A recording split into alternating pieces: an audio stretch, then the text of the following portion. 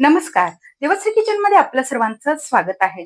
सध्या श्रावण महिना सुरू आहे आणि श्रावण महिना म्हटलं की सणवार हे असतातच आणि सणवार म्हटलं की गोडाचा पदार्थ हा आलाच.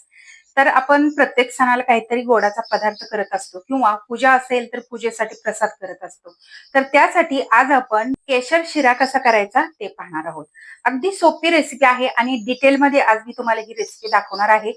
रवा किती घ्यायचा, साखर किती घ्यायची, तूप किती घ्यायचं किंवा पाणी किती घालायचं, अगदी डिटेलमध्ये आज आपण रेसिपी पाहूया.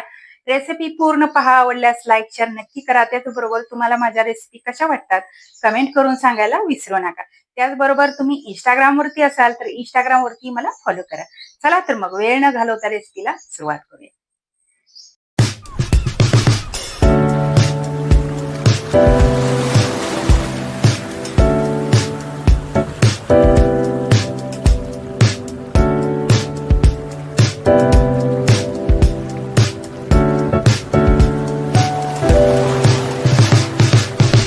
केशर शिरा करण्यासाठी ते मी अर्धी वाटी बारीक रवा घेतलेला आहे, अर्धी वाटी साखर घेतली आणि अर्धी वाटीला थोडंसं कमी तूप घेतलेलं आहे. वेलदोडे घेतलेले आहेत, चारोळ्या घेतलेल्या आहेत, काजू बदाम तुकडे करून घेतलेले आहे आणि केशरी रंग घेतलेला आहे. रंग ऑप्शनल आहे, घालायचं नसेल तर नाही घातला तरी चालेल. आणि केशर घेतलेला आहे, आपल्याला यामध्ये केशर लागणार आहे. तर हा रवा सुरुवातीला आपण भाजून घेऊयात. रवा भाजण्यासाठी कढई ठेवली, त्यामध्ये तूप घालायचं आहे. तूप सुरुवातीलाच मी सगळं घालते. तर यामध्ये आपण सुरुवातीला काजू आणि बदामाचे तुकडे भाजून घेऊयात. तर यामध्ये तुमच्या आवडीनुसार तुम्ही आणखीन ड्रायफ्रुट्स घालू शकता किंवा तुम्हाला ड्रायफ्रुट्स जास्त घालायचे नसतील तर फक्त चारोळ्या घालून तुम्ही हा शिरा बनवू शकता. आणि आणखीन एक महत्वाची गोष्ट, जर तुम्ही प्रसादासाठी शिरा करत असाल तर तुपाचा भरपूर वापर करायचा आहे, यामध्ये कंजूसी करायची नाही.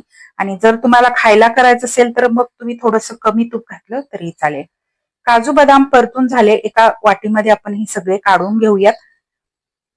काजू बदाम काढून घेतले की त्याच तुपामध्ये आपल्याला रवा भाजून घ्यायचा आहे. तर एकसारखं हलवत आपल्याला हा रवा चांगला खरपूस होईपर्यंत, लालसर होईपर्यंत भाजून घ्यायचा आहे.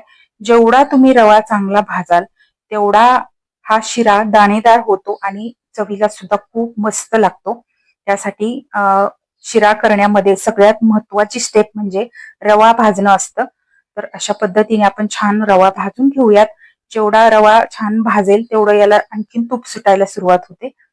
तर एकसारखं हलवत हा रवा आपण भाजून घेऊयात.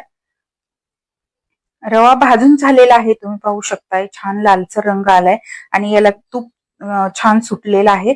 तर आता आपण यामध्ये भाजून घेतलेले काजू बदाम घालूयात आणि बाकीचं सुद्धा साहित्य सगळं आत्ताच घालायचं आहे. यामध्ये चारोळ्या घालायच्या आहेत, त्याचबरोबर वेलदोड्याची पूड घालायची आहे. थोडेसे जाडसरच वेलदोडे मी वाटून घेतलेले आहेत. थोडासा किंचित रंग घालायचा आहे, खूप जास्त डार्क आपल्याला हा शिरा करायचा नाही. यामध्ये एक 8-9 केशर काड्या घालायच्या आहेत. तर तुमच्या आवडीनुसार केशर काड्या सुद्धा तुम्ही यामध्ये कमी जास्त घालू शकता. हे व्यवस्थित मिक्स करून घ्यायचं आहे आणि इकडे मी गॅसवरती पाणी गरम करायला ठेवले, उकळलेलं पाणी यामध्ये घालायचं आहे. तर यामध्ये आता आपण पाणी घालूयात.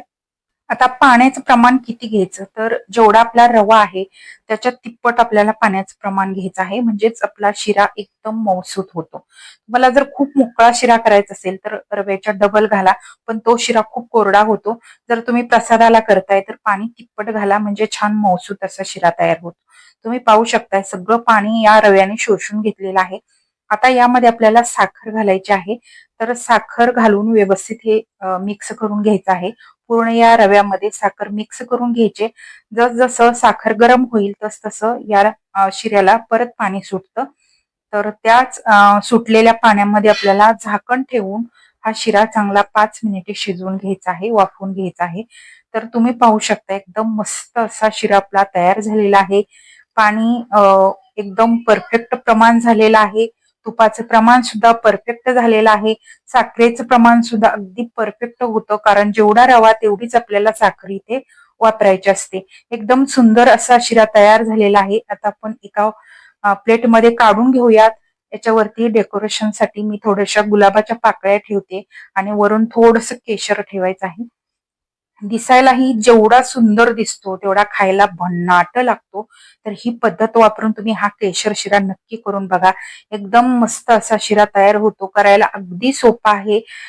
श्रावण महिना आहे, उपवास असतात किंवा पूजा असते, तर त्यासाठी आपल्याला असा गोडाचा पदार्थ करायचा असतो. म्हणून हा केशर शिरा तुम्ही प्रसादासाठी नक्की बनवू शकता. एकदम सोपी रेसिपी आहे. आजची आपली श्रावण स्पेशल ही शिऱ्याची रेसिपी कशी वाटली कमेंट करून सांगायला विसरू नका. त्याचबरोबर रेसिपी आवडत असतील तर चॅनलला सबस्क्राईब करा. त्याचबरोबर बेल आयकॉन वरतीही क्लिक करा, म्हणजे मी जेव्हा जेव्हा माझ्या रेसिपी अपलोड करेन तेव्हा तेव्हा सर्वात आधी त्याचे नोटिफिकेशन तुम्हाला मिळेल आणि माझे प्रत्येक नवीन आणि पारंपरिक पद्धतीच्या रेसिपी तुम्हाला पाहता येतील. धन्यवाद.